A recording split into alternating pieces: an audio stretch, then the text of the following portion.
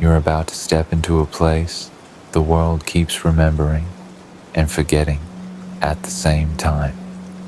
A narrow strip of land, 40 kilometers long, 10 wide, wedged between the sea and the desert, where history never ends, it only circles back. They call it the Gaza Strip, a name drawn in ink and argument, meant to mark a ceasefire line, not a home. But for over 2 million people, it became both. For 75 years, this coastline has held the world's longest unfinished story. Empires left, borders stayed, and every generation was born into someone else's conclusion. This is not the story of governments or generals. It's the story of one teacher, one family, and one flame that refused to go out. Told across the decades by those who never had the luxury of distance. It begins in December 1949, when tents still outnumbered trees and names were written on ration cards instead of doorways. It will carry you through every turning point since. The camps of the 40s, the Six-Day War of 1967, the long years of occupation, the uprisings that shook the checkpoints, the brief hope of elections, and the walls that rose again after. Through it all, you'll see how ordinary people learn to live inside history's waiting room, teaching, trading, loving, rebuilding, again and again. Because here, survival isn't a headline, it's the daily craft of those who refuse to disappear. The Gaza Strip is more than conflict. It's coastline and call to prayer, olives and generators, laughter and grief layered like sediment in the sand. This isn't the story of peace or war. It's the story of everything that happens in between.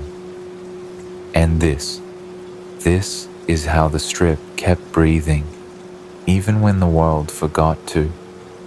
Before we begin, if you truly enjoy these stories, hitting like or subscribe helps me keep making them, and hopefully helps you keep drifting off.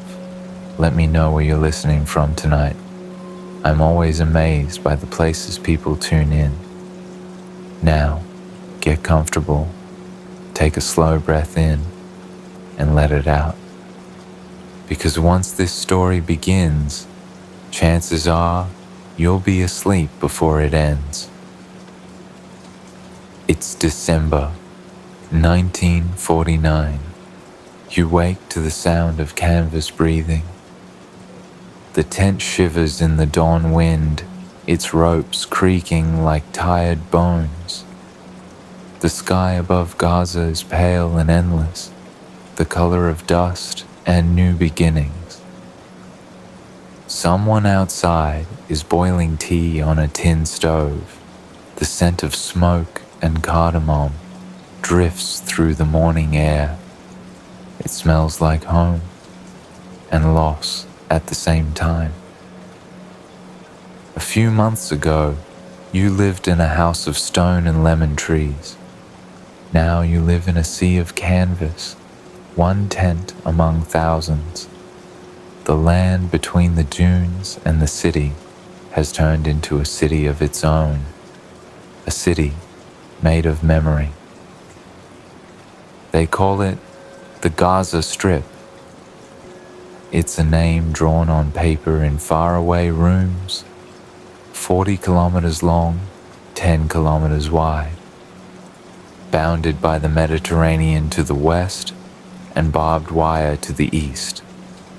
It feels more like a sentence than a place.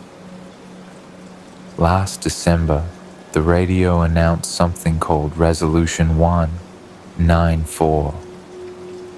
They said the United Nations had declared a right of return, that the refugees would go home.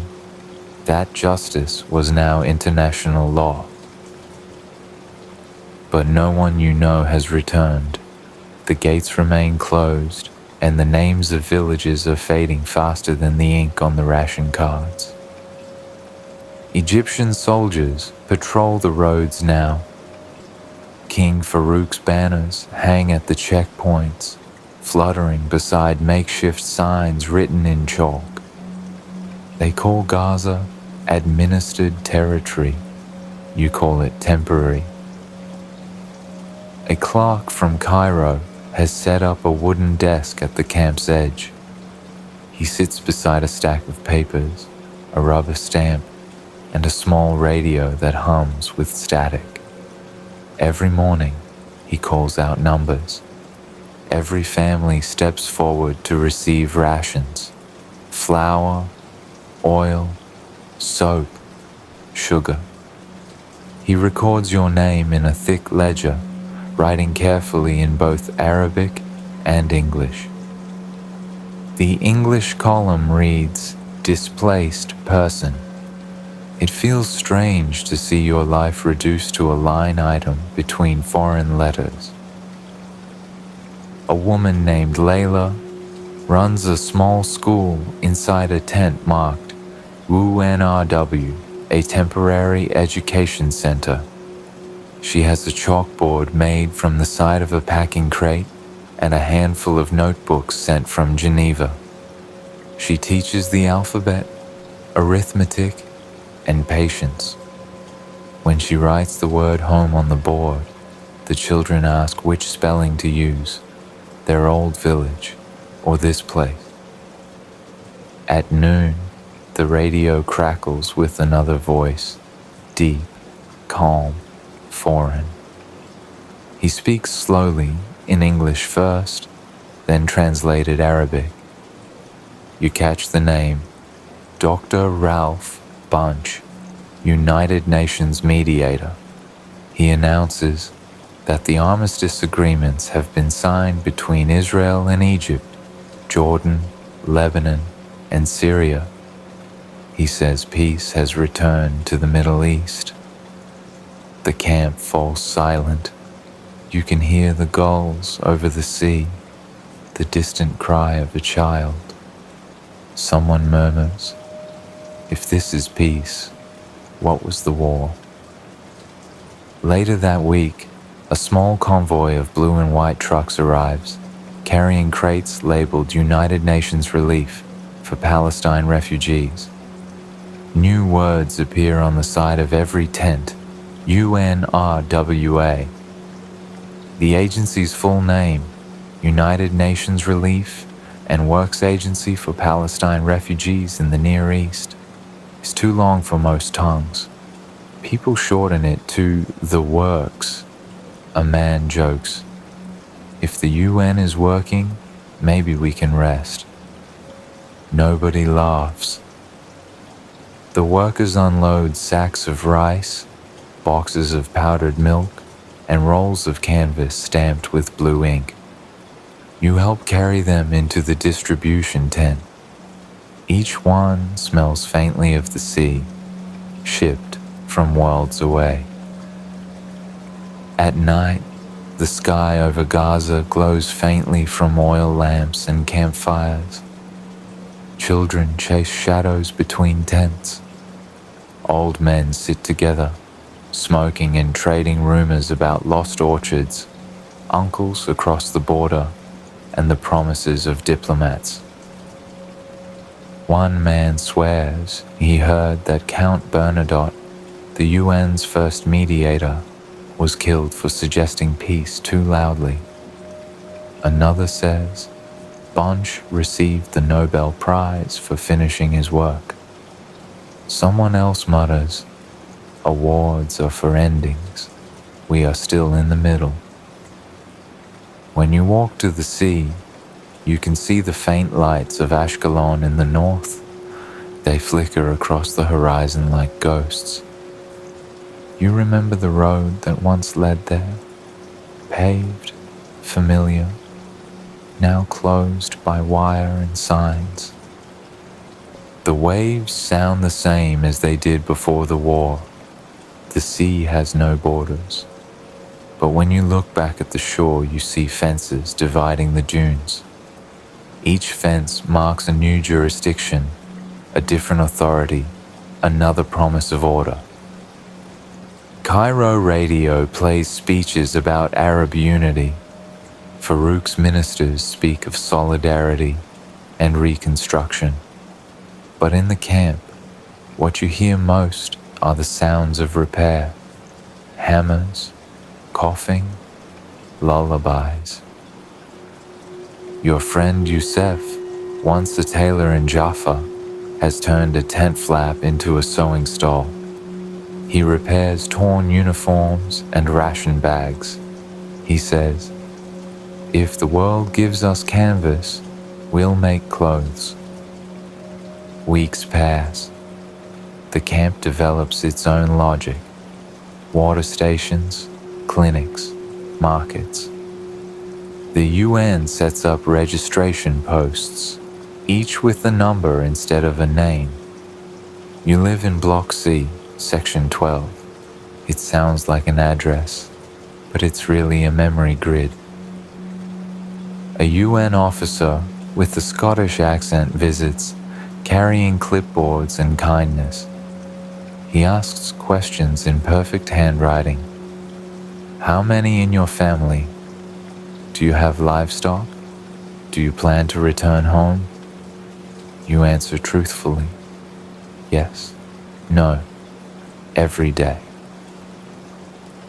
At sunset, a sandstorm sweeps through the camp. Tents shudder.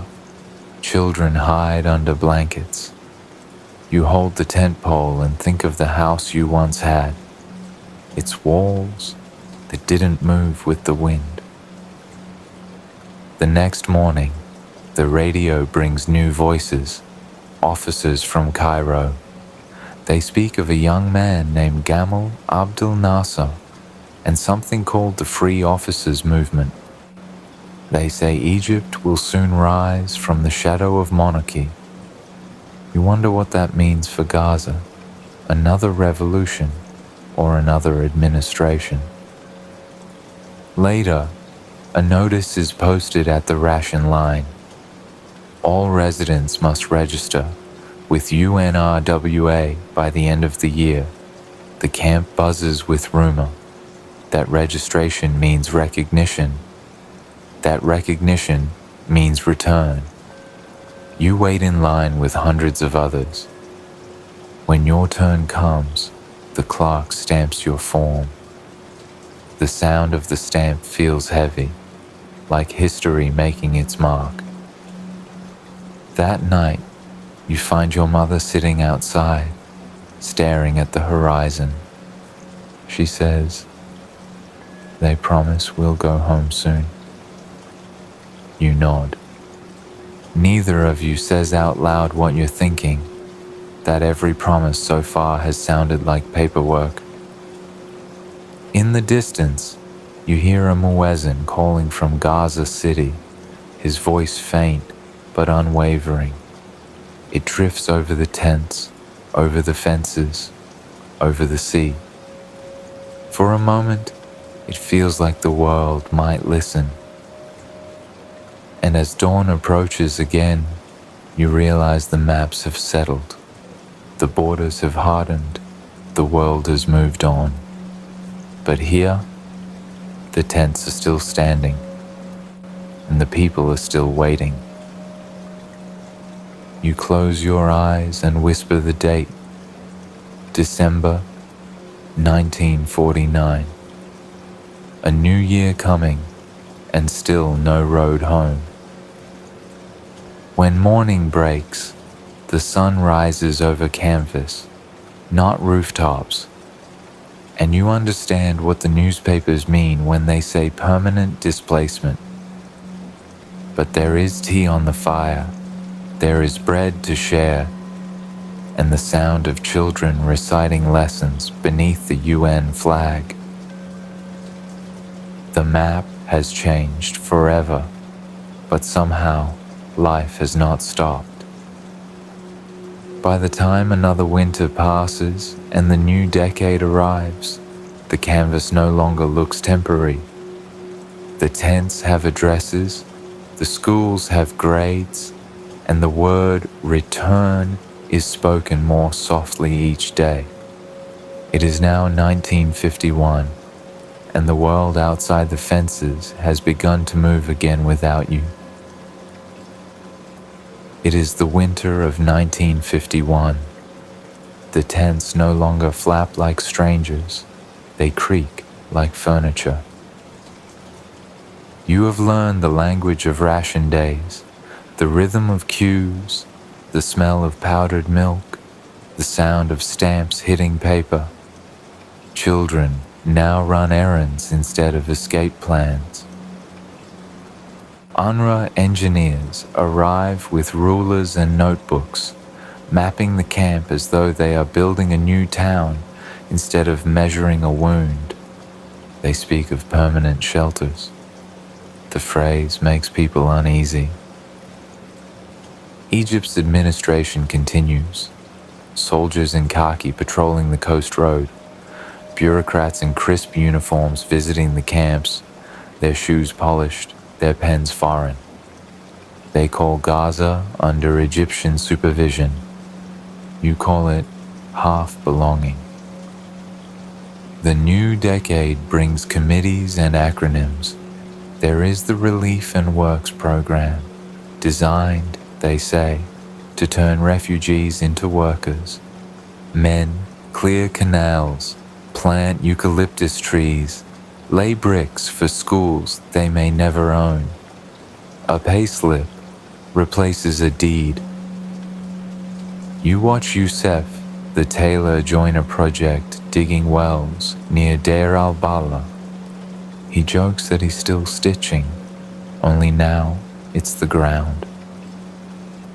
The radio reports that the United Nations has extended UNRWA's mandate for another 3 years. Another 3 years of waiting, formally approved by the world. At the school, Layla receives real desks shipped from Italy. The children cheer when they arrive, though most are missing screws. She lines them up anyway, proud of the symmetry. Every evening, she writes lesson plans by lantern light. You help her mark attendance. Rows of names, each tied to a tent number instead of an address. She says, one day they'll write their own addresses. You both pretend to believe it. By 1952, the word return feels heavier on the tongue. Rumors spread of political meetings in Cairo, young officers planning change. They speak of ending corruption, of freeing Egypt from monarchy. You wonder if they will free Gaza too. Then, one humid night in July 1952, the radio crackles. King Farouk has abdicated. The free officers have taken control. The announcer repeats the name, Gamal Abdel Nasser. The camp celebrates cautiously. Fireworks made of tin lids, music from a single drum. Someone says, maybe this new Egypt will open the gate. Someone else says, maybe it will close it tighter. The months that follow bring slogans and portraits. Nasser's face appears on posters beside tents. His speeches play through loudspeakers donated by Cairo. He promises dignity, employment, justice. You learn the tune before the meaning. In 1953, UNRWA begins building its first concrete dwellings, each one room, one window, one hope. People debate whether to accept them. To move from tent to wall feels like betrayal, as if permanence admits defeat. You move anyway. Rain has soaked too many blankets.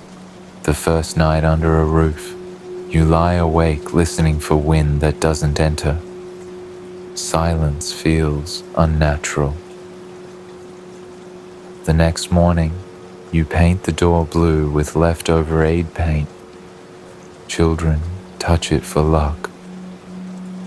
A new ration arrives, American wheat and canned beef.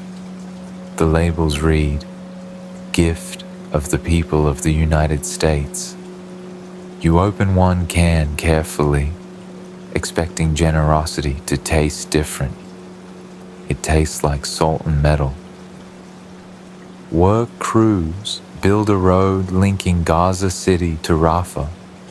They pave it by hand, stone by stone, under banners reading, "Relief through labor." Men joke that one day tourists will drive this road to see the ruins of our patience. By 1954, Nasser has become Prime Minister. His voice fills the evenings with certainty, nationalization, Arab unity, destiny. He speaks to millions, but here in the Strip, his words arrive faint, tangled in static. You strain to hear yourself included. Egypt tightens control of Gaza through a civil administration. Local leaders are appointed, travel permits restricted. The sea remains the only horizon no one can fence.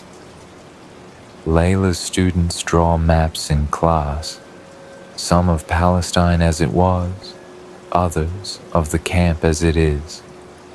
When she asks which is correct, they answer, both. One afternoon, you help distribute textbooks stamped property of UNRWA, not for resale. A boy asks if that means his education belongs to someone else. You have no answer. The following year brings electricity poles. Light bulbs flicker over ration lines like cautious stars. With light comes radio gossip. Israel building canals, Jordan annexing the West Bank, refugees in Lebanon protesting conditions. You begin to understand that exile has chapters. A UN field officer visits your shelter, complimenting its cleanliness. He writes in his notebook, "Self-reliance improving." You wish survival weren't mistaken for progress. In 1955, border skirmishes erupt.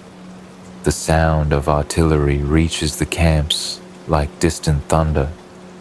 Egyptian soldiers fortify positions. Israeli units patrol near the armistice line.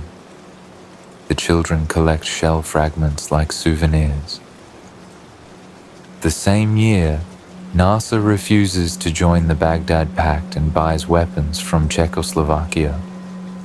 The radio announces it with triumph. Western voices call it defiance. You only hear the wind in the dunes between them. That winter, the rains are heavy. Floodwater cuts through alleys between shelters. UNRWA trucks deliver sandbags and optimism. After the storm, the air smells briefly of the old orchards, earth and citrus memory. By the start of 1956, life in Gaza has become organized uncertainty. There are schools, clinics, markets, even a cinema that shows Egyptian films once a week. The audience laughs too loudly at jokes about freedom.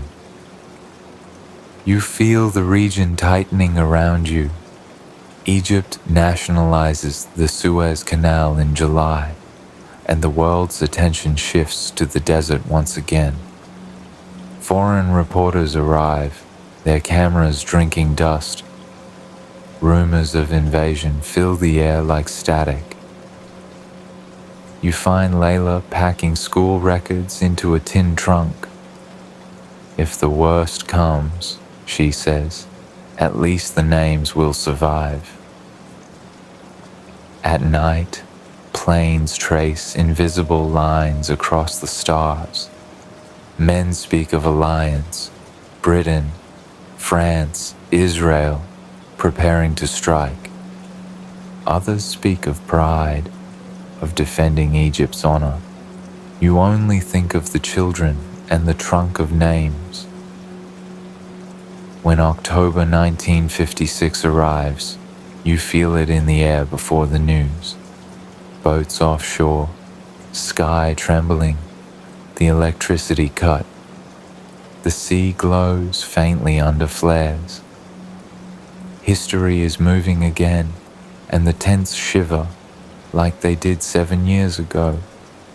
The camp's loudspeakers bark instructions in both Arabic and English. You gather what you can carry: water, bread, family papers, and wait for the sound that ends waiting. Somewhere beyond the dunes, guns open. The war has returned. And as the first shells fall, you realize the difference between temporary and permanent isn't years, it's repetition. The same fear, the same sky, the same question. How many times can one place begin again? The answer will come with the dawn, when the blue helmets arrive and the maps are redrawn once more. By the time the smoke clears and 1957 rises over the ruins, your voice will start to change. You will become I, because by then, the story will no longer be about waiting to belong. It will be about surviving long enough to remember.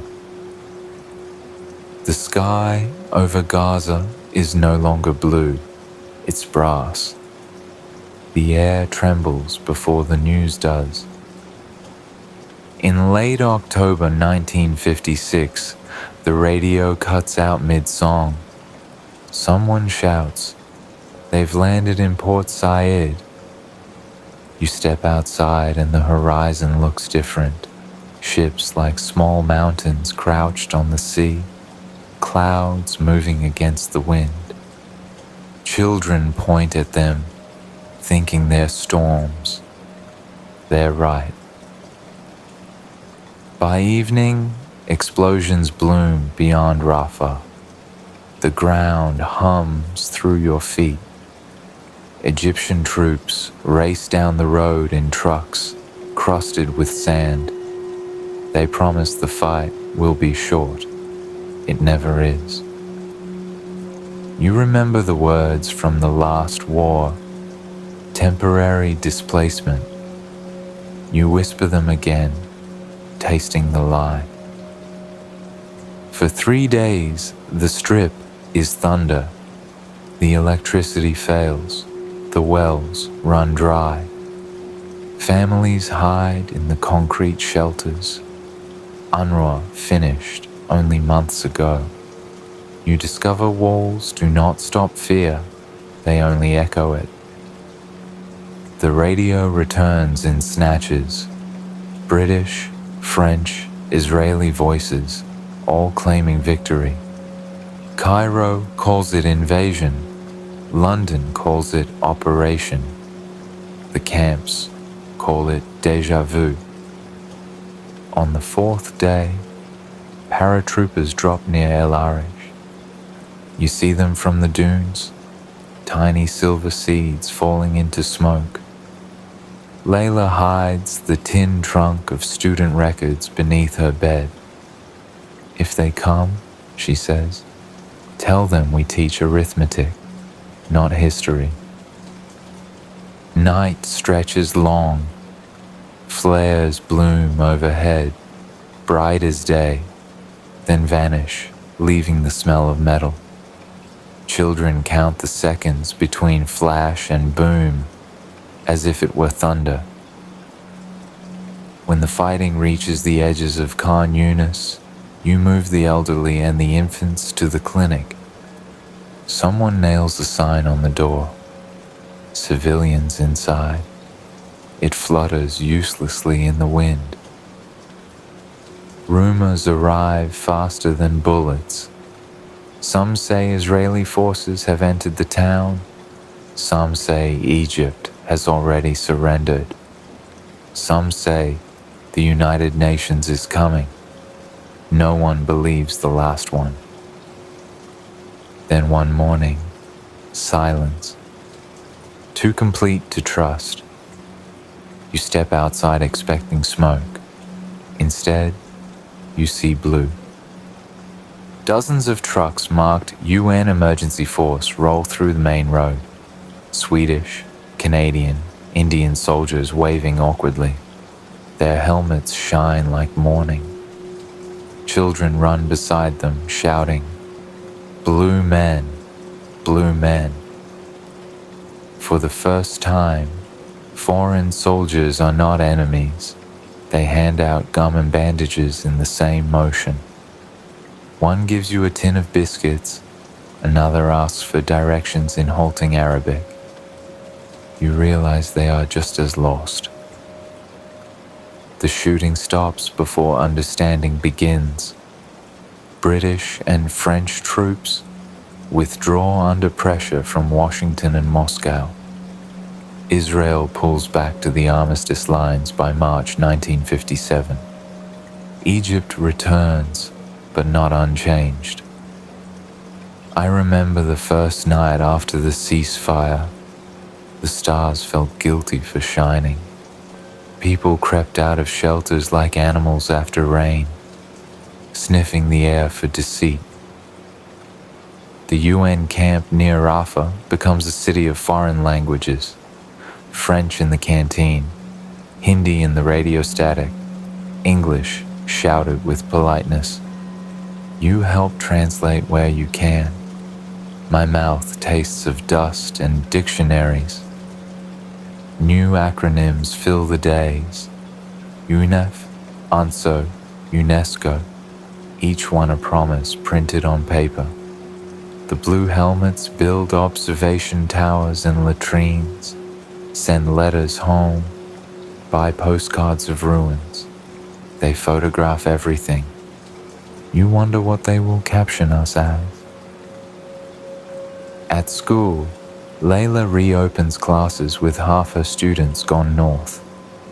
The tin trunk of records survives.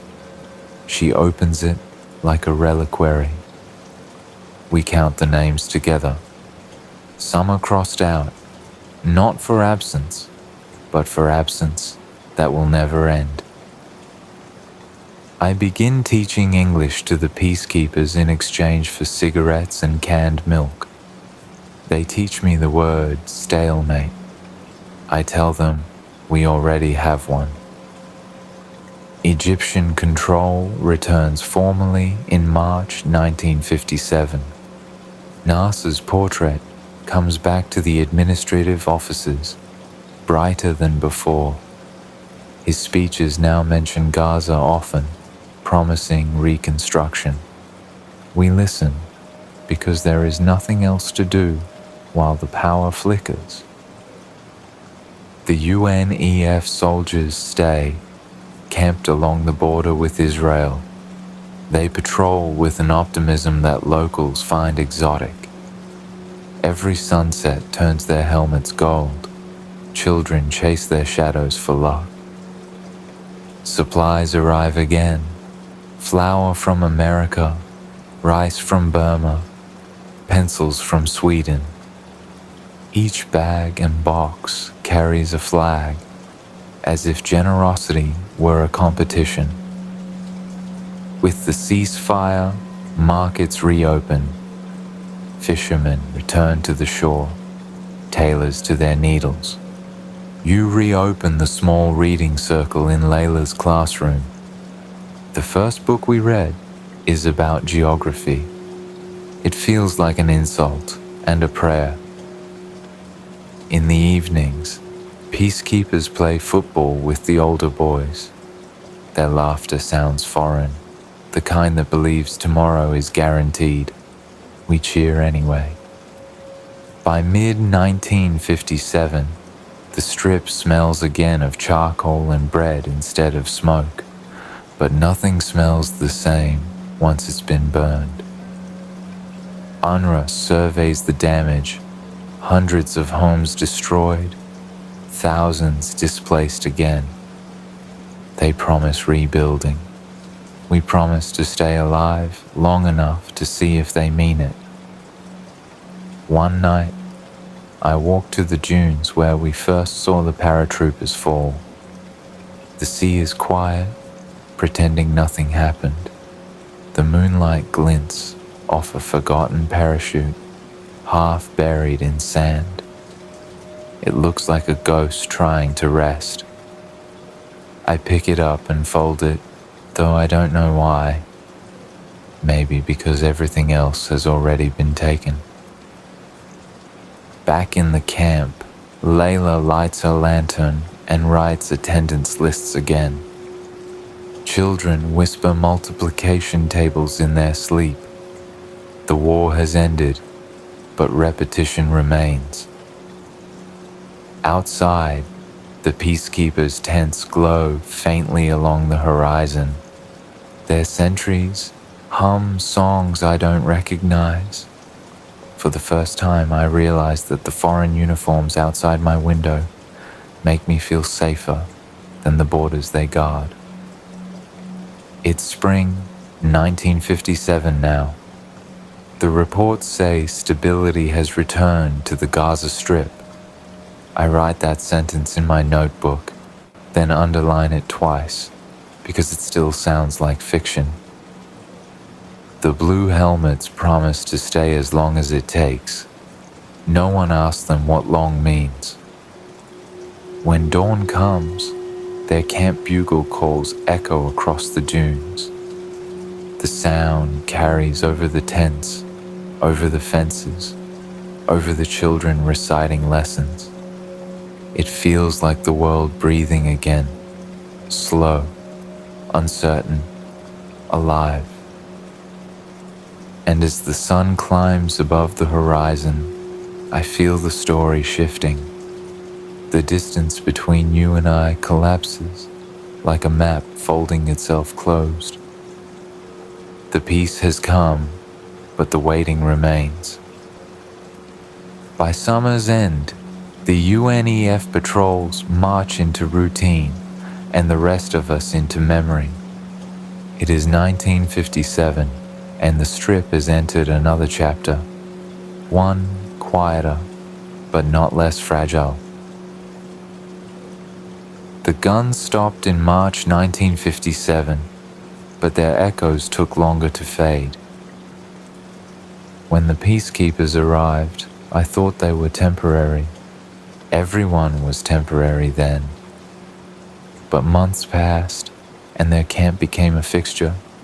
The blue tents at Rafah, the jeeps humming at dawn, the flags that refused to fade. Children learned to salute without knowing why. Egypt returned to govern the Strip as if nothing had changed, yet everything had. New signs appeared: Palestine government under Egyptian administration. They looked official enough to almost believe. I went back to the classroom.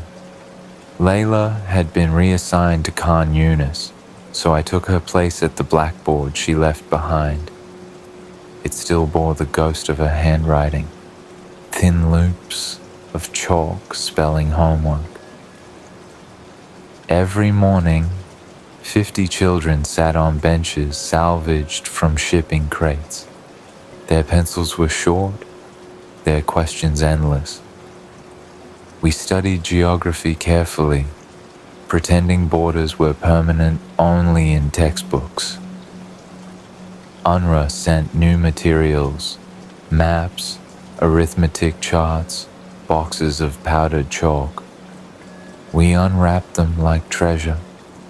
Each sheet carried the smell of sea freight and bureaucracy. Outside, life began to imitate routine. Fishermen returned to the coast, farmers to the thin strip of fertile land near Deir al-Bala. Markets reopened beneath tarpaulin roofs, and the sound of bargaining replaced the sound of warning sirens. The peacekeepers' presence gave the illusion of safety. Their jeeps rolled by at predictable hours. Their cameras turned everything into evidence of calm. At night, when the power worked, Cairo radio filled the camp with Nasser's voice. Measured, defiant, confident. He spoke of unity, dignity, Arab socialism. For the first time in years, pride felt like a public utility. We hung his portrait in the classroom, beside the alphabet chart. The children drew mustaches on him in their notebooks, not from disrespect, but because everyone wanted to belong to the story somehow. In 1958, Egypt and Syria merged into the United Arab Republic. The radio said we were all one nation now, though the nearest border crossing still required a dozen permits. Unity sounded magnificent from a distance. The following year brought a census. Egyptian clerks walked through the camps with clipboards, recording every soul, every goat, every brick. They asked each family for its original village. Some names came easily: Jaffa, Majdal, Izdud. Others vanished on the tongue, forgotten or too painful to pronounce. UNRWA expanded the shelters into neighborhoods: Beach Camp, Burej, Nusayrat. Concrete replaced canvas, streets gained names. My address became Block C, Shelter 12. I almost wrote it proudly on a letter once, until I realized I had no one left to send it to. In 1960, a health clinic opened beside the school. A nurse named Miriam arrived from Alexandria with a box of vaccines and a laugh too bright for the place. She vaccinated half the camp before running out of needles. Then she taught mothers how to boil water properly and stayed for tea. Small victories multiplied: electric lights in classrooms, paved paths between shelters, a bakery that sold real bread instead of UNRWA flour bricks. Each improvement felt like a confession that we were staying. I began keeping a diary in the margins of my attendance book. Each entry started the same way: still here. It was half joke, half prayer. In 1962, a delegation from UNESCO visited. They wore linen suits and carried cameras, promising scholarships for promising students. They asked me what the children needed most. I said space to grow. They wrote it down as school supplies.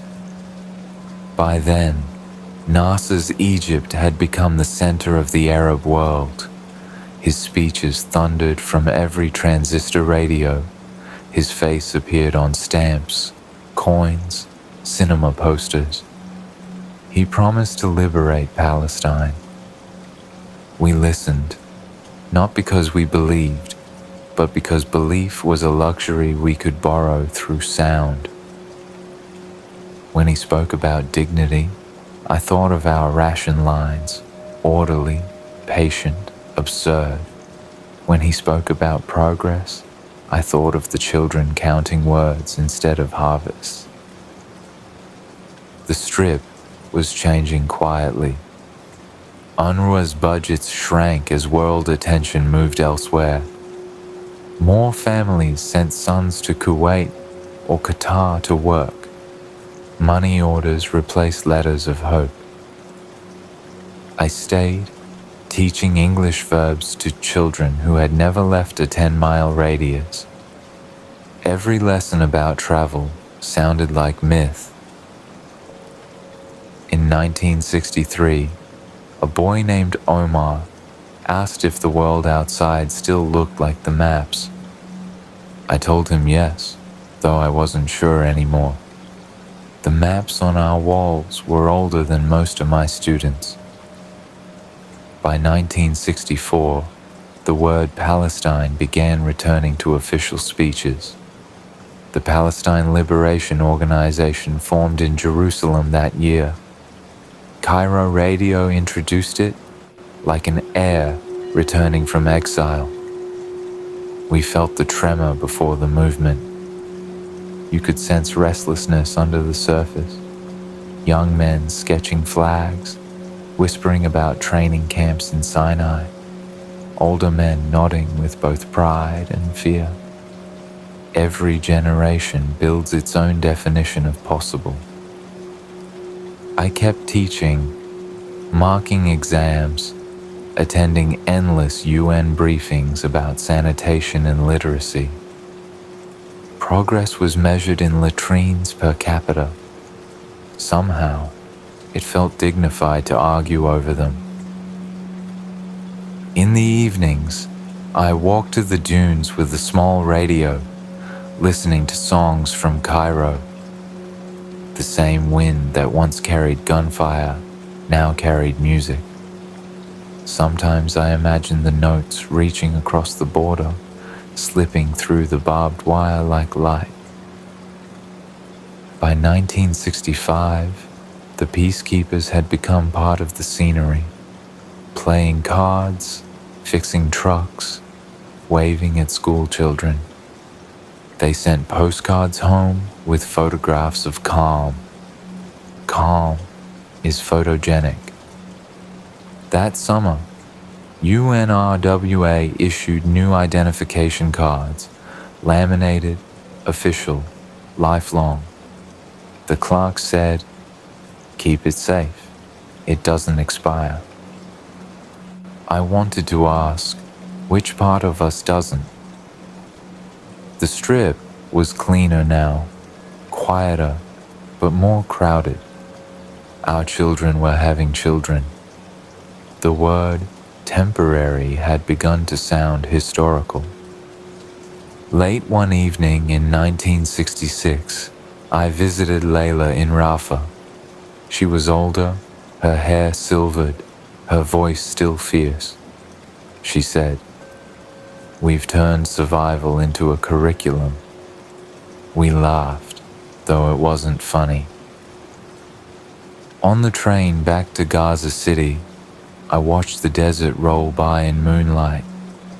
Somewhere beyond the sand lay Egypt proper, Cairo, Alexandria, the imagined homeland that governed us from afar. I wondered if they ever thought of us except in speeches. That autumn, radio stations buzzed with reports of border clashes between Israel and Syria, and Nasser's speeches grew sharper again.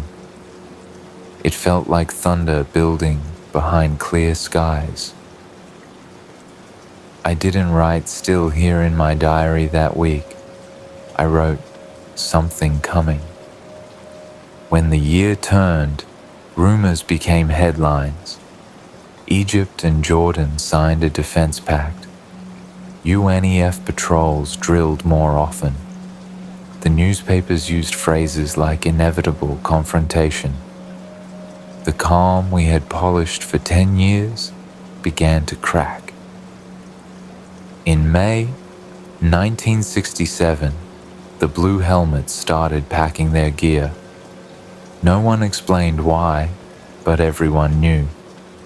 The peacekeepers who had arrived like angels were leaving like messengers of warning. I watched their convoy roll toward the border, engines coughing dust, flags folded. Children waved as if saying goodbye to certainty itself. That night, Cairo radio played martial music instead of news. I switched it off halfway through. The silence after was heavier than any speech. The following dawn, the air smelled again of metal and sea. The birds were quiet. The horizon glowed red before the sun appeared. It was June 1967, and once more, history was loading its guns. I remember the day the horizon caught fire. It was the first day, June 5th, 1967, of what history would later call the Six-Day War. The wind came from the east, heavy with static. At dawn, the radios screamed. Cairo announced that Egyptian planes were striking deep into Israel. By noon, the same stations went silent. We learned the truth from rumor. Our planes destroyed on the ground, our army retreating through Sinai.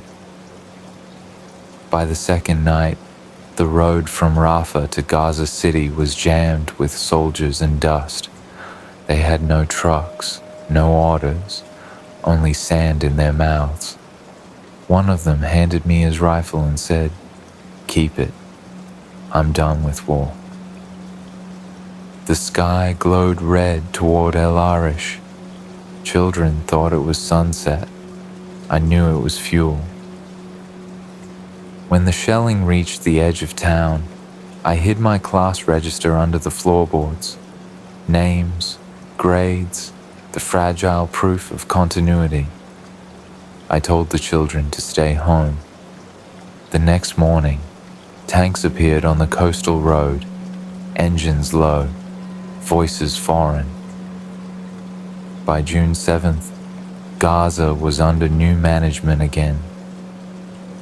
The Israeli soldiers looked young, sunburned, efficient.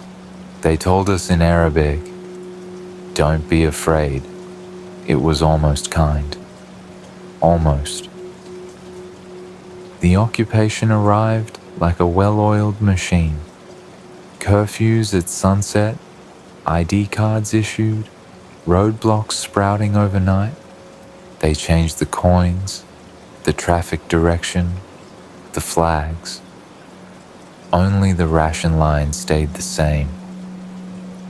I kept teaching, though half my students never returned. Their families had fled toward the Egyptian border, thinking it was temporary again. Egypt closed the gate. They were trapped between sand and sea. UNRWA offices reopened within days, practical as ever.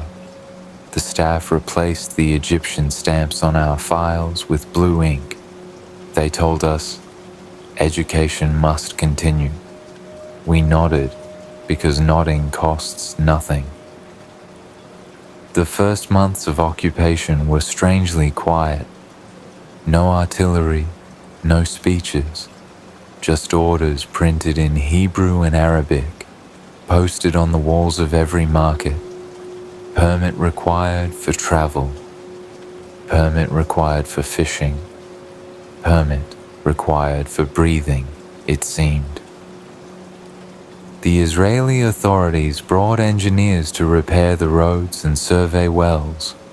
They paid laborers in new currency, Israeli lira. For many, it was the first real money in years. Poverty learned a new alphabet overnight. I began teaching English again, though now the word occupation had to be explained carefully. I wrote it on the board and hesitated before translating. A boy at the back whispered, "It means someone sitting where you should be." He was right. The peacekeepers were gone. Their absence felt louder than their trucks ever had. Where their camp once stood, a new checkpoint rose. Sandbags, barbed wire, soldiers who asked for papers. instead of stories. The first curfew came in July. From sunset to dawn, the streets belonged to silence. I used to think quiet was mercy. Now it sounded like control. Letters from Cairo were censored or vanished altogether. Nasser's speeches still reached us by shortwave, defiant but distant. He called the loss a setback. We called it the end of the map. In September 1967, UN reports estimated 400,000 displaced again from Gaza and the West Bank. We stopped counting. Numbers had lost their faces. That autumn, I walked to the shore every evening. Israeli patrol boats traced lines across the horizon like pencils drawing limits. Fishermen needed permits to enter their own water. The sea, once endless, now came with paperwork. Still, life persisted. Markets reopened under military supervision.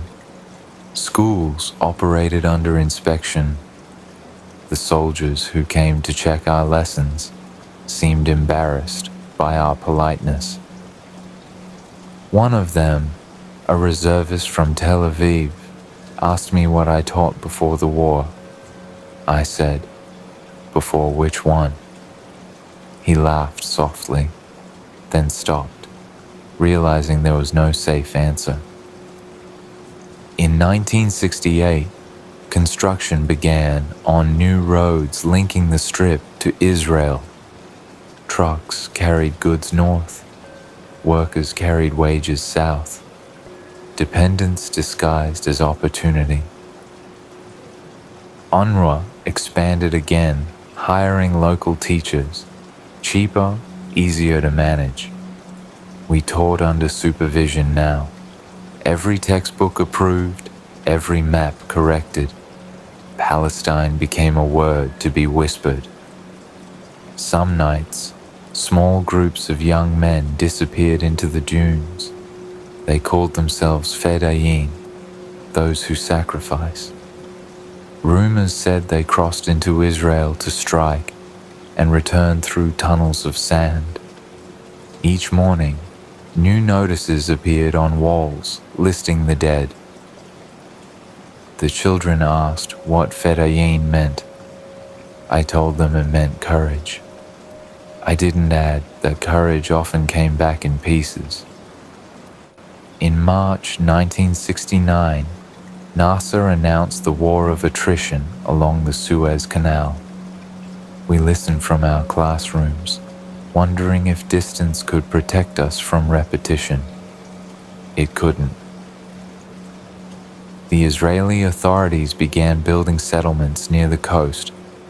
Neve Dekalim, Kfar Darom, names that sounded biblical and permanent.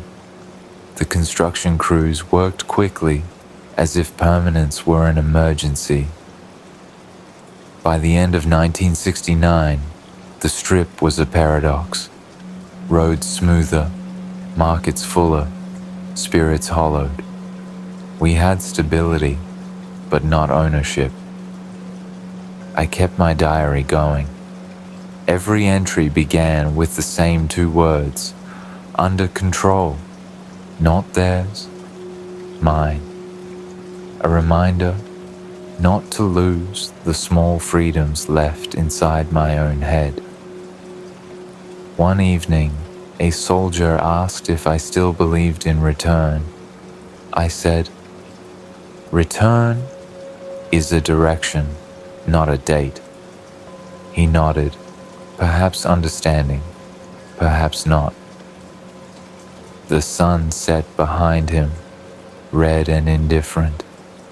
Somewhere in the distance, a muezzin's call floated over the fences. The wind carried it through the checkpoint, uninspected. And just like that, I realized how endurance works. It doesn't announce itself. It simply refuses to stop. By the turn of 1970, Gaza had adapted to its new captors the way a body adapts to pain, by memorizing it. The faces of the soldiers changed every few months, but the rules remained the same. I ended that year's diary with a single line: "We are still here again." Outside, the curfew siren wailed. Inside, the oil lamp trembled but stayed lit. And so began another chapter, quiet on the surface, waiting underneath. The decade would soon turn, bringing the illusion of calm, new camps, new refugees from Jordan, and the slow thickening of years that people mistake for peace. But that is another memory. It begins in the 1970s, when the dust finally settled enough for us to start counting time again.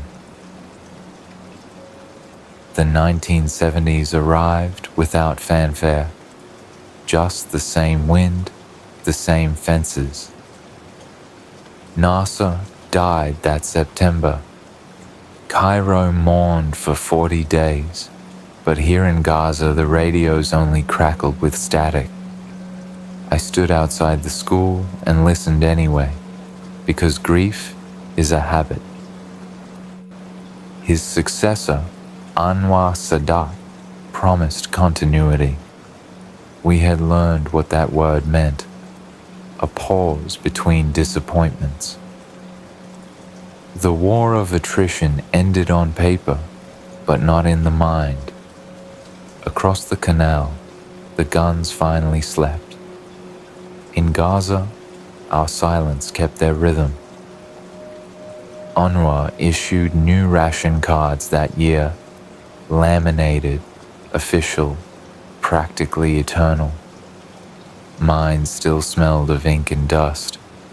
I folded it into my wallet beside my teaching license, proof that bureaucracy remembered me. Occupation had matured. The soldiers were younger now, almost casual. They spoke some Arabic, smiled for photographs, bought oranges in our markets. It looked like coexistence. It felt like surveillance with better manners. I married in 1972. Her name was Mariam, the nurse from the clinic, the one who never lost her patience even when the syringes did.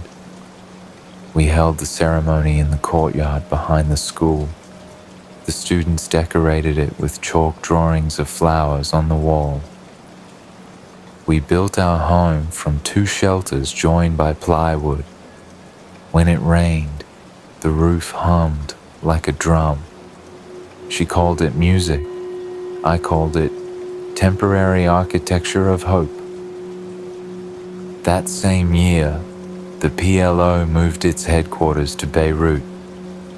Posters of Arafat began appearing in the camps, black and white faces that said, "We exist." The Israeli soldiers tore them down by morning. By noon, they reappeared.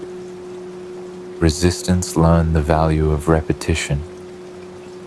Our first child was born during curfew.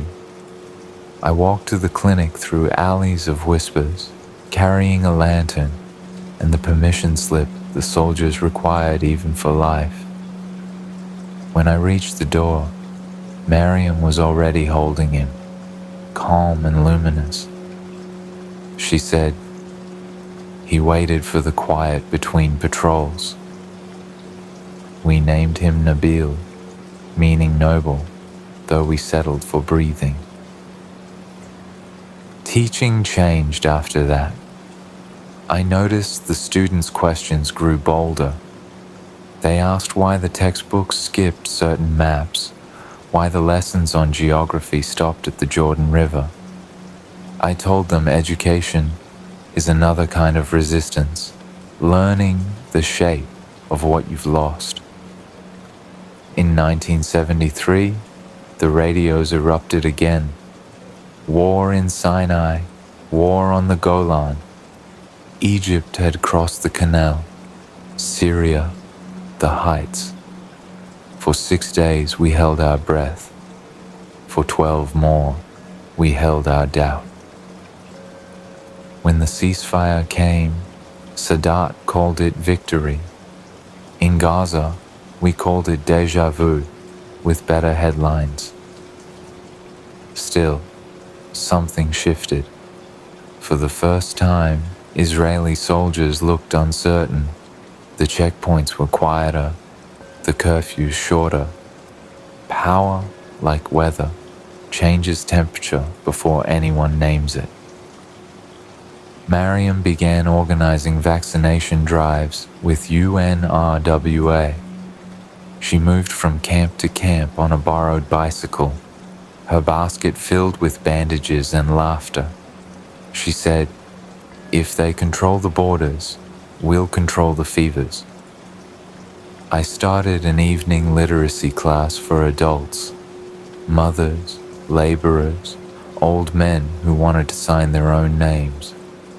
We met in the schoolyard under a single bulb. Every new signature was a quiet rebellion. By 1975, Gaza had doubled in population. The same sand now held twice as many lives. UNRWA built high-walled schools, narrow and vertical. Children learned to line up by instinct. The outside world discovered oil wealth and forgot the camps. Kuwait and Saudi Arabia boomed. Gaza waited. Sometimes I imagined our patients being exported, barrel by barrel. A small thing changed that year. Radios began to carry Egyptian pop music again instead of speeches. Kulthum's voice drifted through the static. Songs about longing that everyone understood. She sang of Cairo's river. We answered with Gaza's sea. In 1976, local elections were held under Israeli supervision. Some called it participation, others called it performance. I stood in line anyway, not for faith in politics, but for the novelty of choice. Mariam laughed when I came home with ink on my thumb. She said, "You teach children to write, not to erase." The years blurred after that. Peacekeeping visits, UN audits, new ID formats, the same questions.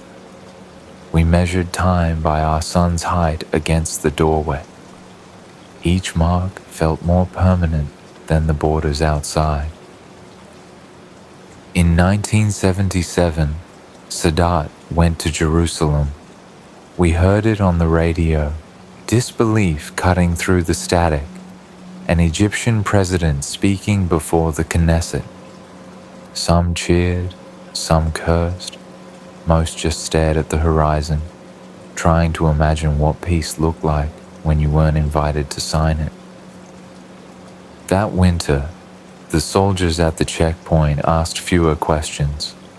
They seemed distracted, waiting for orders that never came. The air felt lighter, but not freer, like a storm pausing to reload. One evening, I returned from class to find Mariam sketching the sea on a piece of scrap cardboard. She said, "If we can't cross it, we can at least draw it." She pinned it above our bed, blue pencil lines shimmering in lamplight. By 1978, talk of Camp David filled every station. Names of places we'd never see, Maryland, Washington, Sinai, floated through the air like distant weather reports. We held our breath again, but differently this time. We'd learned that peace, too, can arrive as a rumor. The agreement was signed in September Egypt would make peace. Israel would withdraw from Sinai. Gaza would remain unmentioned. A pause dressed as progress. When I heard the news, I looked at my students' faces, bright, expectant, already learning the art of cautious hope. I told them history changes faster than people do.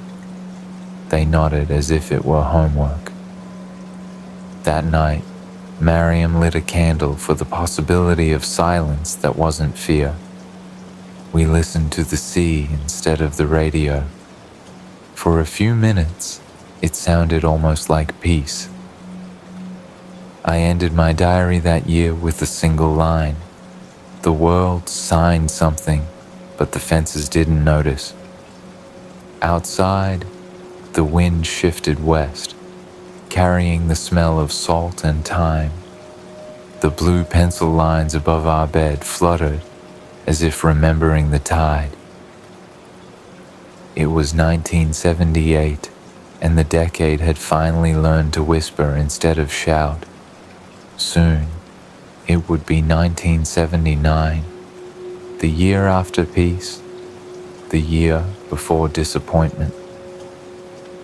And though the future was still fenced, I found myself breathing easier, if only because the horizon looked calm enough to dream on again. Peace came to Sinai, not to us. In March 1979, Egypt and Israel signed the final treaty. The newspapers called it a new dawn. From Gaza, the horizon looked the same color it always had: dust and salt. Egyptian troops withdrew from Sinai, and the border south of Rafah sealed for good.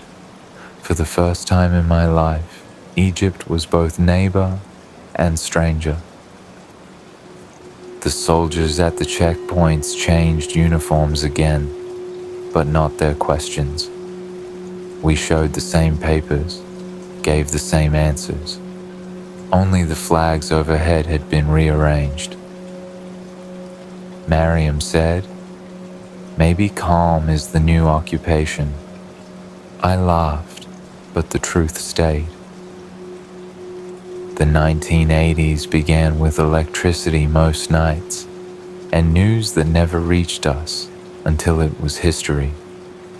Televisions appeared in cafes, black and white windows, to a world that seemed allergic to our existence.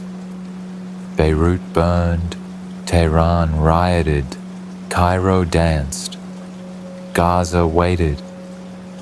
Our son Nabil started school. He came home one afternoon holding a picture of the Egyptian flag. I told him that was once ours to salute. He asked what replaced it. I said, "For now, hope." He looked unimpressed. UNRWA expanded again, adding vocational centers for carpentry, mechanics, sewing. They said work would cure despair. It cured hunger instead, which was close enough. I taught English still, though the curriculum felt thinner each year. We practiced sentences like, "The man is walking to the store." No book included checkpoints or soldiers, yet the students knew how to conjugate them. In 1982, Israel invaded Lebanon to drive out the PLO. The radio played martial music, then silence. Arafat left Beirut by ship. His image left our walls for a while. Children replaced it with cartoons. Even symbols need rest. The same year, new settlements appeared on the coast. Rows of white roofs and green lawns behind fences that looked almost polite. They had sprinklers, lawns, dogs. The dogs barked in Hebrew. The settlers' buses passed our school each morning.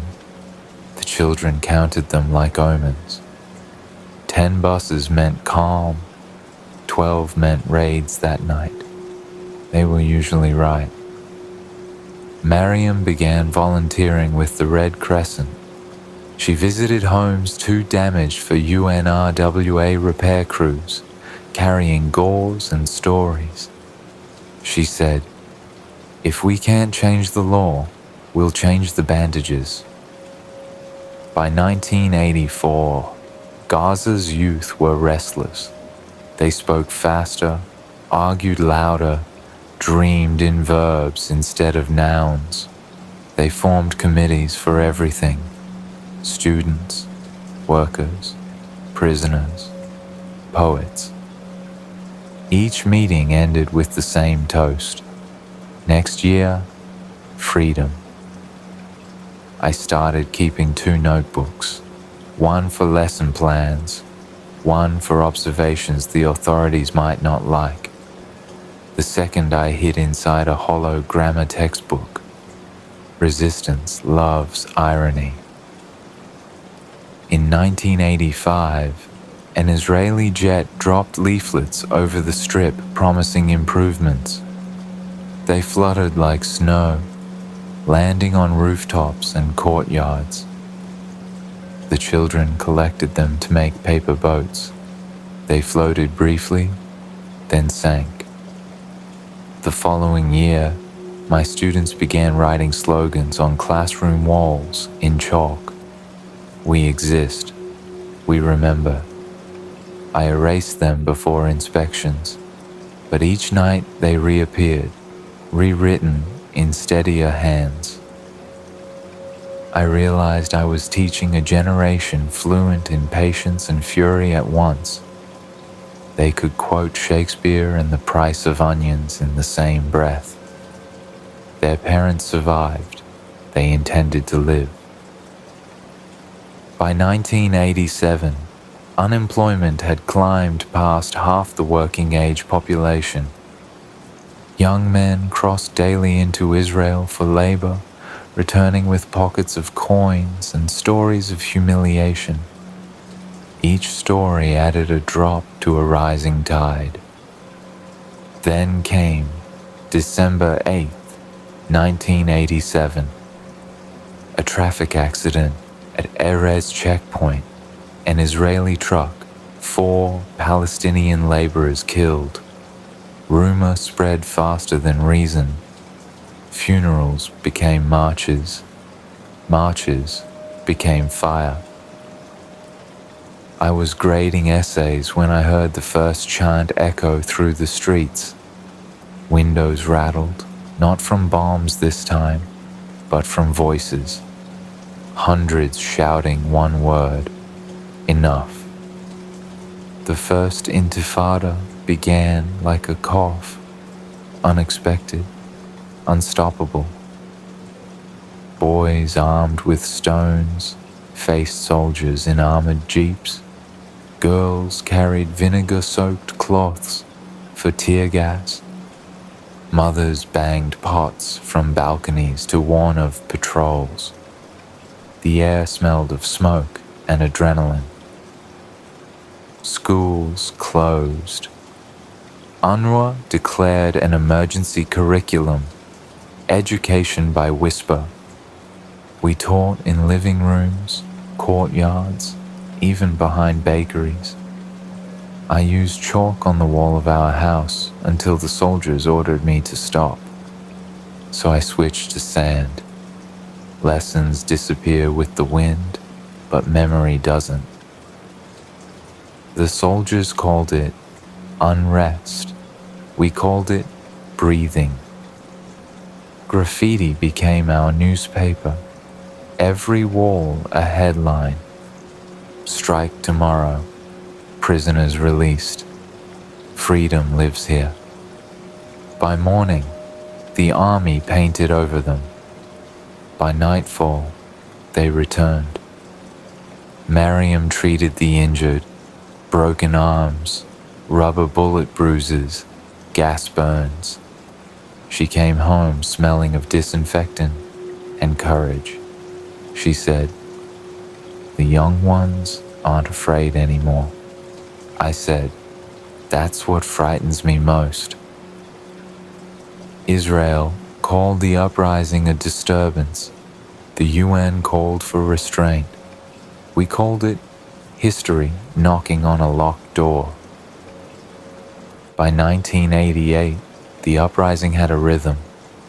Stone, siren, curfew, meeting, stone again. Our son, now a teenager, joined the neighborhood committee. He came home with sand in his hair and defiance in his eyes. Mariam pretended not to notice the slingshot hidden under his mattress. I tried to keep teaching. Every lesson began with attendance and ended with news of arrest. When I asked a student to define freedom, she said, "Something you practice until they catch you." I wrote it on the board, then underlined it twice. The uprising spread across the strip like rumor given form. For the first time, Gaza led instead of followed. We were no longer waiting for Cairo or Beirut to speak for us. We had found our own vocabulary. At night, the sound of helicopters mixed with chanting. Even fear grew tired of repeating itself. In the spring of 1988, the Palestine Liberation Organization proclaimed an independent state from Algiers. The declaration played on the radio between curfews. We applauded softly, so as not to wake the soldiers. That summer, UNRWA distributed food under tear gas skies. Children queued with scarves around their faces, coughing and laughing at the absurdity of both hunger and hope. I ended my diary that year with a single line: "We have stopped waiting." Outside, smoke curled above the rooftops, lit orange by sunset. It looked, for a moment, like dawn. And though the uprising would last years, I knew even then that something irreversible had begun. We had turned from subjects into sentences. The next chapter would come with negotiations, handshakes, and television cameras. But for now, it was still 1988, and the streets of Gaza had finally remembered their own voice. By 1989, the stones had learned patience. The Intifada still pulsed through the streets, but slower now, like a heartbeat after a sprint. The army had adapted. So had we. Curfews came and went with the precision of tides. I kept teaching where I could. A courtyard here, a rooftop there. Chalk was scarce, so we used charcoal, broken tiles, even burnt matchsticks. Children learned arithmetic alongside the laws of survival. One lesson asked them to name a system of government. A boy answered, curfew. I gave him full marks. The world began noticing again, though gently, as if afraid of waking us. Foreign journalists arrived with notebooks and moral fatigue. They wanted photographs of rage, not reasons. I told them, we're tired of being footage. In 1990, the Gulf crisis swallowed their attention. Kuwait invaded by Iraq, the region rearranged again. Arafat chose the wrong side and paid for it in alliances. The PLO's funding dried like a river in drought. UNRWA ration lines lengthened. The rice bags bore new donor flags every few months: Sweden, Canada, Japan, all promising neutrality, all tasting the same. Mariam fell ill that winter, a cough that refused to leave. The clinics had medicine, but no antibiotics. Bureaucracy was faster than bacteria. She kept working anyway, saying, "If I stop, the sickness wins twice." By 1991, the Soviet Union dissolved. The maps in my classroom became historical artifacts overnight. Students asked if borders could vanish like that everywhere. I said, only when people stop defending them. That same year, the Madrid Peace Conference convened, the first table in decades where Palestinians sat with Israelis under cameras instead of gunfire. The image looked surreal. Flags, translators, pens poised like weapons of optimism. We listened from Gaza, suspended between disbelief and craving. For the first time, diplomats said the word Palestinians without apology. It sounded almost legal. Mariam's health worsened.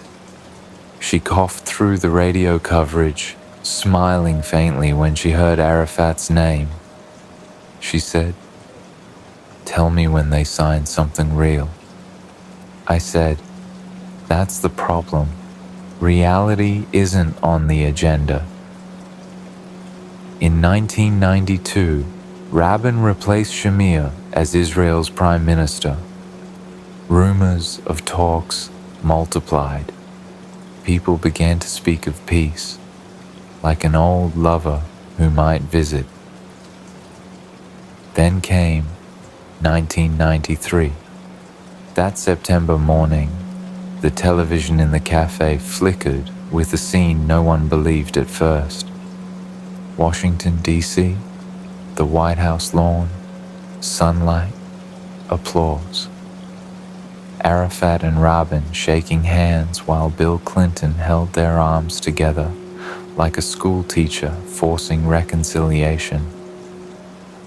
The crowd around me fell silent. Someone whispered, "It's done." Another said, "It's beginning."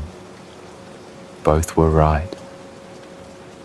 The Oslo Accords, autonomy in Gaza and Jericho first, elections later, self-rule in stages. A promise written in diplomatic ink and translated into 1,000 checkpoints of hope. Mariam was in the clinic when the news broke. She called me, her voice thin but bright. "They finally said Gaza without apology," she said. We laughed, the first honest laughter in years. Soon after, Arafat returned from exile. In July 1994, his convoy crossed Rafah amid cheers, gunfire, tears. Children climbed rooftops to glimpse him. Old men wept into newspapers. He waved from the sunroof, smiling like a man trying to remember everyone's name. The Palestinian Authority was born that summer, not freedom, but management. They set up offices in former military buildings, hung portraits, issued permits. We learned a new kind of queue, one that led to bureaucracy instead of food. I was asked to help draft the new education guidelines. The ministry wanted optimism in the textbooks, phrases like nation building and partnership. I suggested we add patience too. They didn't laugh. Mariam passed away that autumn, quietly, the same week the first police academy opened in Jericho. Her final words were practical as always. "Keep the lantern full." I did. Her funeral was small, curfew hours still applied. Nabal carried her photo, taller than she'd ever imagined. He didn't cry until the muezzin's call echoed through the alley, turning grief into echo. The following months blurred into paperwork and disbelief. The world congratulated us on progress. We congratulated the world on optimism. A new police force patrolled our streets wearing our own insignia. For the first time in decades, orders were shouted in Arabic, though the accent of authority hadn't changed. UNRWA shifted roles again, sharing duties with the new Palestinian ministries. They smiled for joint photos under banners reading transition. We joked that Gaza had entered puberty. In 1995, Rabin was assassinated in Tel Aviv. Peace shot in the back by its own shadow. The news reached us at night. For hours, the airwaves played nothing but funeral music. Arafat appeared on screen, aged decades in a day. The children in my class asked, "Does this mean peace is dead?" I said, "It means it was alive once." By year's end, the checkpoints returned, but softer, friendlier uniforms, same delays. Gaza now had its own flag, its own anthem, and still no airport. Yet something intangible had changed. We had maps again that included us, stamps that said Palestinian Authority, tiny rectangles of recognition. For a people built on erasure, that was nearly miraculous. I closed my diary for 1995 with a single line: "We are being remembered, if not yet free." Outside, the sea hissed against the shore as though rehearsing the next decade. The lantern still burned beside Mariam's sketch of the waves, its flame smaller but steady. History, it seemed, had paused for breath, but I knew better. Every calm in Gaza is just the silence between storms. At first, peace felt busy. Construction cranes swung like new promises. Gaza City hummed with asphalt, concrete, and the cautious laughter of returnees. Arafat's portraits multiplied on billboards, classrooms, shop signs. We joked he was our new moon, always watching, rarely reachable. I kept teaching, now under the Ministry of Education's logo, instead of UNRWA's. We received new textbooks, printed in Jordan, heavy with optimism. Every lesson began with the flag: red, black, white, green. I watched the children salute it, eyes bright, unaware that flags, like promises, can fade in sunlight. Nabal worked for the new police force, proud in his pressed uniform. He said, "Baba, it feels different when the orders are ours." I didn't answer. Some silences protect more than words. The late 1990s smelled of cement and hope. Roads widened, streetlights flickered on after decades of darkness. Cafes played Arabic pop and European football. It was almost ordinary. Almost. Then came the checkpoints, dozens of them. Official this time, not foreign, yet each one a small echo of occupation, wearing local uniform. Passes, permits, permissions, new paperwork for old cages. Corruption bloomed faster than reconstruction. Contracts went to cousins, salaries to ghosts. Even the optimism felt taxed. In 2000, I turned 60. Mariam's sketch still hung above the bed, faded but intact. I marked her anniversary by lighting the lantern she loved. Outside, young men set tires ablaze, not in protest, but as celebration for a football victory. For once, the smoke smelled like joy. That autumn, the calm cracked. September 28th, 2000. Ariel Sharon visited the Temple Mount in Jerusalem with hundreds of police. The next day, the riots began. Stones flew, bullets answered. By the end of the week, 20 Palestinians dead. By the end of the month, hundreds.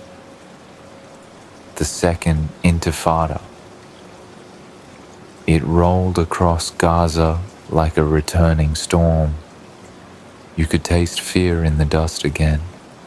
Curfews reinstated, schools shuttered, funerals daily. Nabil came home with bruises on his arm and silence in his throat. He'd been ordered to keep order. He said, "They threw stones at me, Baba, my own students." I told him, "They're not angry at you. They're angry at gravity." He didn't laugh. Explosions replaced arguments. Markets closed early. Mothers forbade their sons from errands. The sky filled with drones, new birds that never slept. I stopped keeping a diary that year. Every entry would have begun the same. Today, someone's child didn't come home. Arafat's compound became both palace and prison, ringed by Israeli armor. On television, he looked like a candle inside a jar, still burning, running out of air. By 2003, we had learned to live around explosions. Children resumed classes between curfews. We graded homework by candlelight. UNRWA reopened emergency schools, education as triage. That spring, America invaded Iraq. Baghdad fell on our screens. Disbelief didn't. We wondered if maps had expiry dates. In 2004, Arafat was flown to Paris for treatment. We watched his coffin return, wrapped in flags. Men fired rifles into the air. Women wept quietly.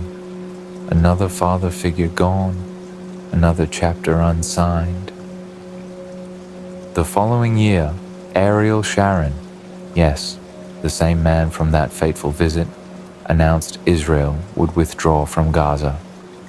No negotiations this time, just a decision. They called it disengagement. I stood by the shore the night the settlers left. Helicopters roared overhead, ferrying furniture, animals, memories. Flames rose from houses torched before departure, orange halos over the dunes. It looked less like peace and more like eviction by fire. When the soldiers finally pulled out in 2005, people flooded the streets. Some danced, some prayed, some just stared at the empty watchtowers, unsure what to do without being watched. Nabil said, "It's over." I said, "Or it's begun again." In those first nights of withdrawal, Gaza felt wider than ever. The sea seemed closer, the sky unguarded. Children ran past the fences, singing songs their grandparents had never dared to hum. But the borders stayed closed. The airspace remained theirs. The sea was still patrolled. Freedom, like everything here, arrived with conditions. I returned to the classroom, older, slower, but unwilling to retire.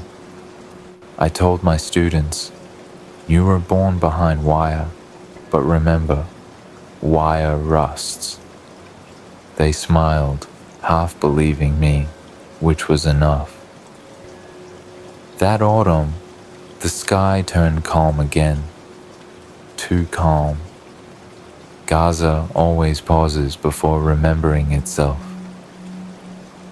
I reopened my diary after 5 years and wrote, "The soldiers left, the cages stayed." Outside, waves beat against the jetty like clock hands, relentless and familiar. It was 2005, and the air smelled of smoke and beginnings. No one yet knew what shape the next decade would take, only that it would, as always, start with hope and end with history. The ballots came before the bombs.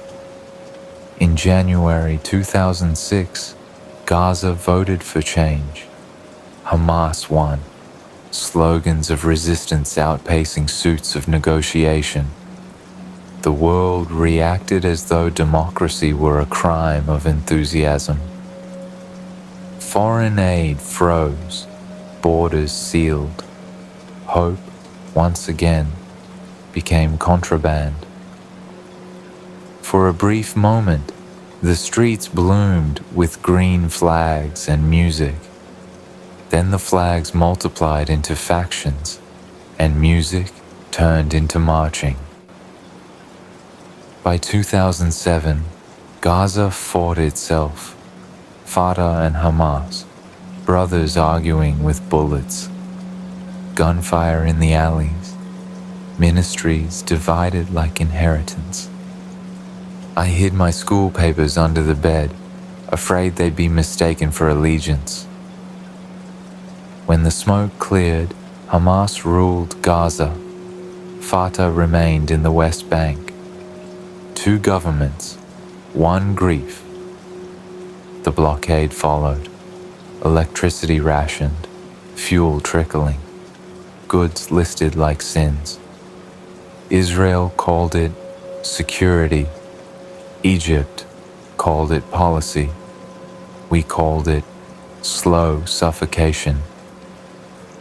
I taught by daylight because evenings belonged to candles. We joked that even shadows learn to economize. Nabal left the police and joined a civil committee delivering food. He said, "We're all smuggling survival now." By 2008, Gaza had perfected endurance. Gardens on rooftops, generators in courtyards, humor sharp as wire. Then December arrived. Operation Cast Lead. For 3 weeks, the sky became artillery. The nights glowed orange. The air roared like metal breathing. We slept on the floor, counting explosions like prayers. When it ended, the city looked like a black and white photograph. Schools flattened, hospitals cracked open, streets dust instead of asphalt. UN buildings stood riddled but upright, as if paperwork itself had structural strength. The ceasefire came without applause. Reporters arrived, counted bodies, left. We stayed. Mariam's sketch survived the blast, a little scorched at the edges. I pinned it back on the wall with tape and habit. In 2010, An aid flotilla tried to break the blockade. It never reached shore. Television screens filled with waves and outrage, then commercials. The same year, the Arab world began to stir. Tunisia, Egypt, Syria. Gaza watched, half jealous, half terrified. Revolution looked young. We felt old. Our own uprisings had already aged into routine. We didn't need hashtags. We had ration cards. Still, the sound of crowds in Cairo made us lift our heads. For a few nights, we believed the fences might follow the dictators. They didn't. In 2012, another war. They named it Pillar of Defense. We named it Counting the Days. 8 nights of airstrikes, missiles answering missiles. I marked each with a line in the dust on our floor, an improvised calendar of fear. When the ceasefire came, the line stopped at 8. Superstition or mercy, I still don't know. The years that followed blurred into blackout schedules. 4 hours of power, then 12 of dark. Students memorized lessons before sunset. I told them, knowledge doesn't need electricity. They replied, but it helps. Tunnels multiplied under the border, arteries of survival. From them came flour, fuel, and rumors. Some collapsed, swallowing men whole. We learned to mourn quietly, so as not to alert the drones. Then 2014 arrived, and with it, the heaviest summer. Operation Protective Edge. 50 days of thunder. The sky was constant fire, the ground constant motion. Whole neighborhoods vanished like erased paragraphs. I taught no classes that season. There were no schools left to enter. We turned courtyards into shelters and prayers into routines. When it ended, Gaza smelled of ash and disinfectant. UN estimates said 18,000 homes destroyed, 2,000 lives gone. We stopped counting halfway.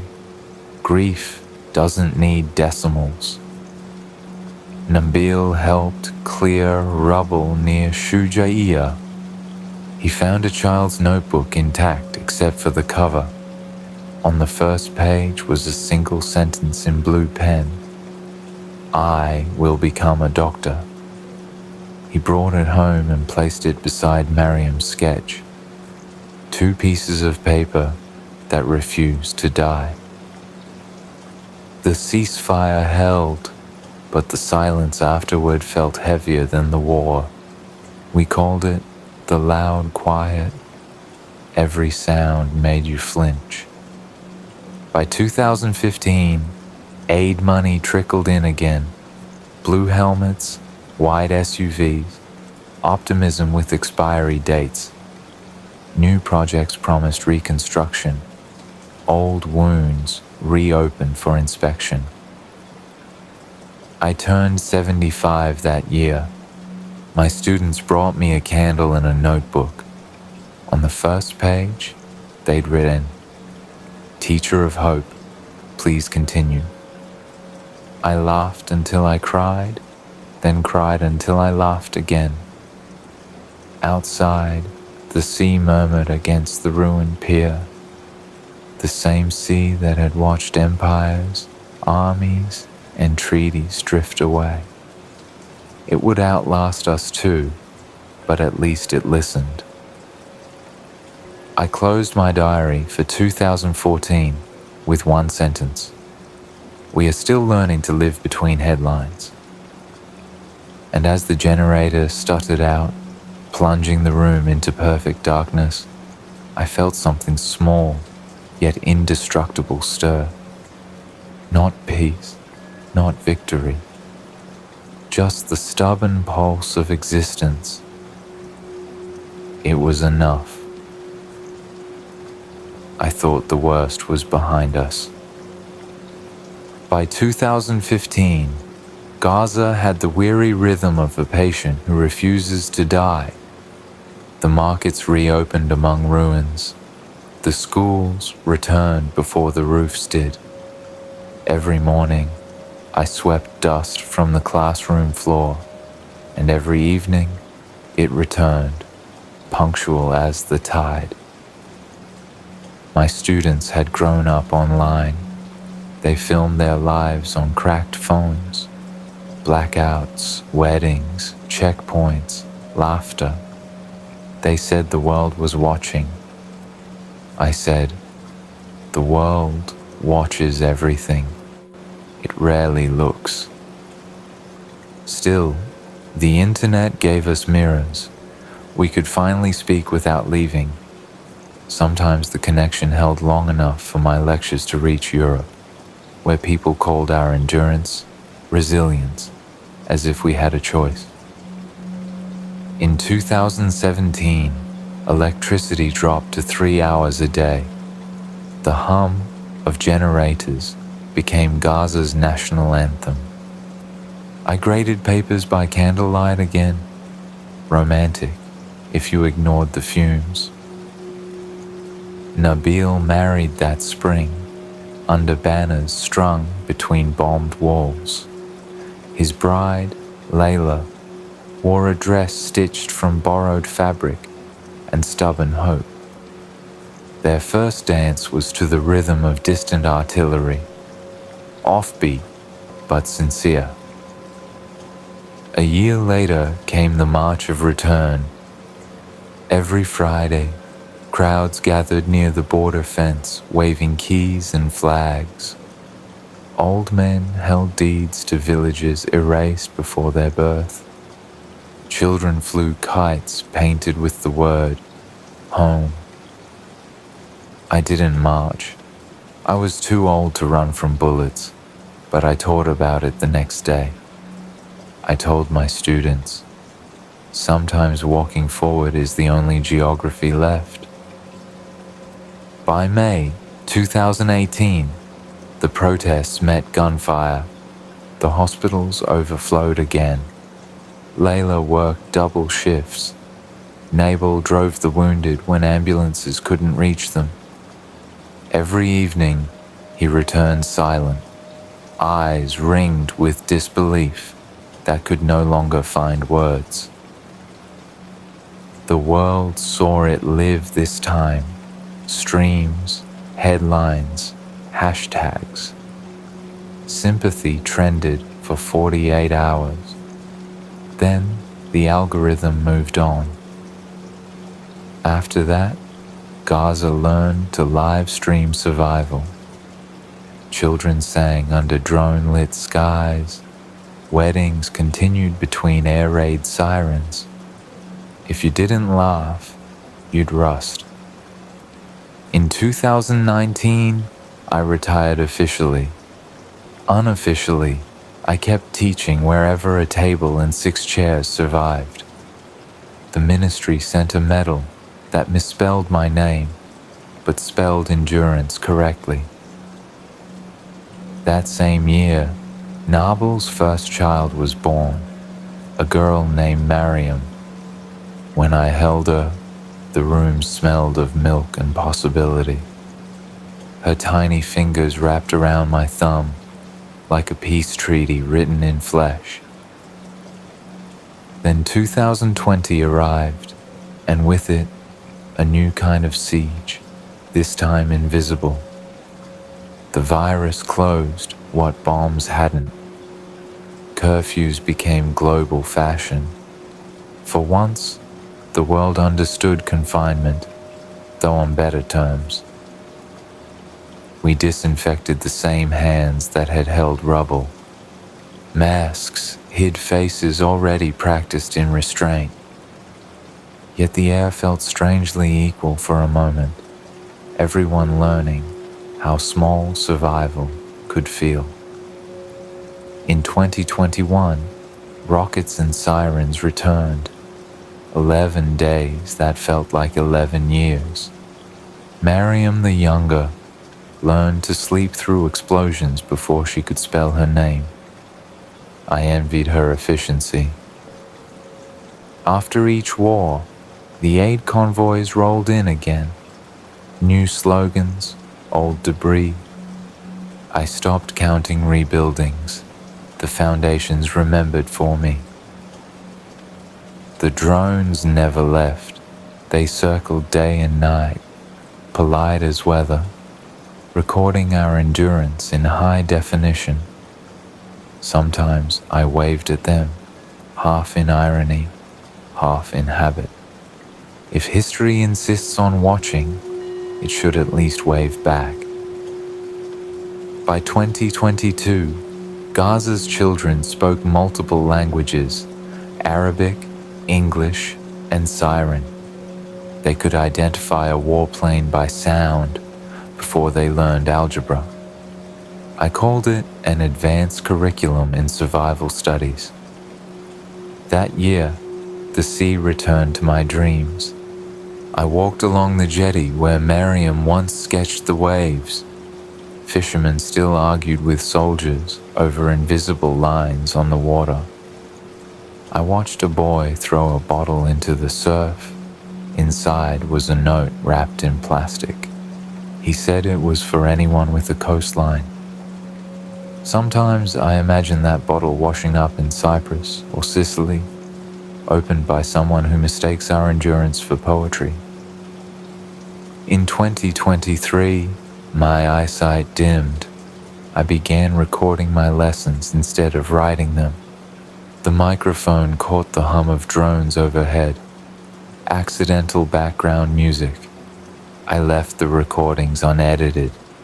Honesty deserves its static. The younger teachers visit often.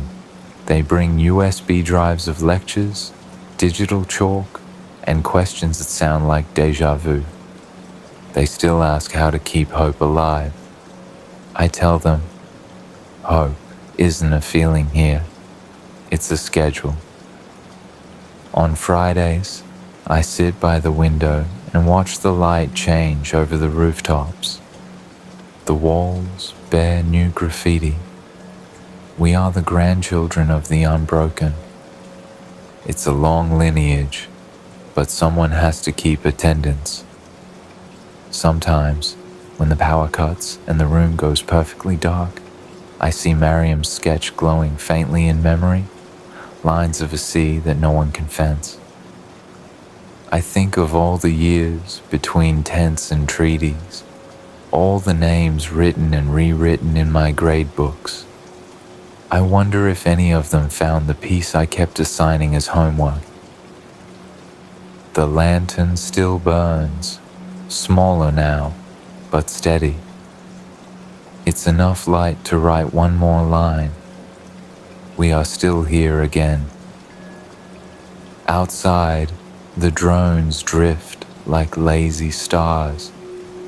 Inside, my granddaughter laughs at something on her screen, a cartoon about impossible worlds. I listen, smile, and let the sound fill the cracks. History never managed to close. If tomorrow brings fire or silence, we'll meet both with the same phrase we've whispered since 1948. Not why us, but still us.